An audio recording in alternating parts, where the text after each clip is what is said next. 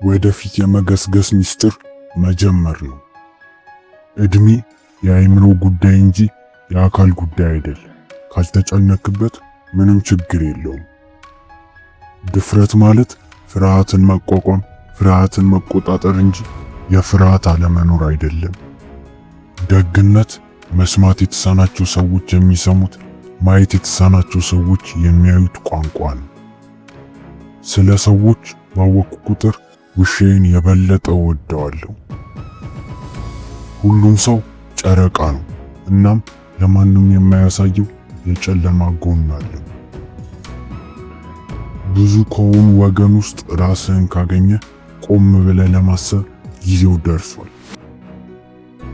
እውነትን ከተናገርክ ምንም ነገር ማስታወስ አይኖርብህም። ነገ ከነገ ወዲያ ልታደርጉ የምትችለውን ነገር ዛሬ አድርገው። የሰው ዘር አንድ እውነተኛ ውጤታማ መሳሪያ አለው፣ እሱም ሳቅ ነው። ከሞኝ ሰዎች ጋር ፈጽሞ አትከራከር። ወደ ደረጃቸው ይጎትተዋል፣ ከዚያም በልምድ ያሸንፈዋል። የዓለም ችግር ሰዎች ትንሽ ማወቃቸው አይደለም፣ ችግሩ ብዙ እውነት ያልሆኑ ነገራችን ማወቃቸው ነው። ቀልድ ለሰው ልጅ ታላቅ በረከት ነው። የገንዘብ እጥረት የክፋት ሁሉ ስር ነው። ትክክለኛ ነገር አድርግ። አንዳንድ ሰዎች ያስደስታል፣ ሌሎቹን ደግሞ ያስደንቃል። ውሸት የእውነት ጫማዋን እየለበሰች ዓለምን በግማሽ መዞር ትችላለች። በመጀመሪያ ትክክለኛ የሆነውን ነገር አግኝ፣ ከዚያ እንደፈለክ ልታጣምማቸው ትችላለህ። ታማኝነት ምርጥ ፖሊሲ ነው። ገንዘብ ሲያገኝ የማያነብ ሰው ማንበብ ከማይችል ሰው በላይ ጥቅም የለውም። የደስታን ሙሉ ዋጋ ለማግኘት ደስታን የምታካፍለው ሰው ሊኖርህ ይገባል። ፍቅር ፈጣኑ መንገድ መስሎ ይታያል፣ ነገር ግን ከሁሉም እድገቶች ቀርፋፋው ነው። ራስህን ለማስደሰት ምርጡ መንገድ ሌላ ሰው ለማስደሰት መሞከር ነው። ለሁሉም ቀን የህይወት እጅግ ውብ ቀን የመሆን እድል ስጠው። ለአለባበስህ ግድ የለሽም፣ ነገር ግን ንጹህ ነፍስ ይኑርህ። ጥሩ ውሳኔዎች ከልምድ ይመጣሉ፣ ልምድ ደግሞ መጥፎ ውሳኔዎችን ከማድረግ ይመጣል። በህይወትህ ውስጥ በጣም አስፈላጊዎቹ 2 ቀናት የተወለድክበት ቀንና ለምን እንደተወለድክ ያወቅክበት ቀን ነው።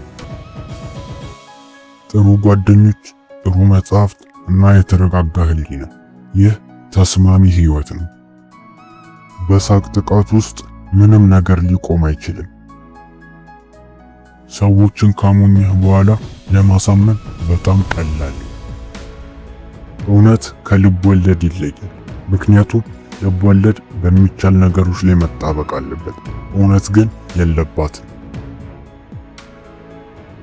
በህይወት ውስጥ የሚያስፈልግህ 2 ነገር ማንንም አለመስማትና በራስ መተማመን፣ ከዚያም ስኬትህ የተረጋገጠ ነገር ነው። ድመትን በጅራት የሚይዝ ሰው በሌላ መንገድ ሊማር የማይችለውን ነገር ይማራል። ትምህርት ቤትህ በትምህርት ላይ ጣልቃ እንዲገባ አትፍቀድ። የቀልድ ሚስጥራዊ ምንጭ ደስታ ሳይሆን ሐዘን ነው። ጥበብ የምታስተምረን የህይወትን ርዝመት ሳይሆን የህይወትን ጥልቀት ነው።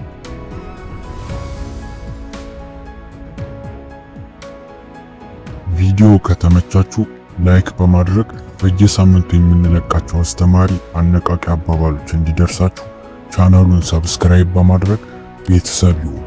አስተምሮኛል፣ ጠቅሞኛል ያላችሁትን አንድ አባባል ኮሜንት ላይ አስቀምጡልን። ስለተከታተላችሁ እናመሰግናለን።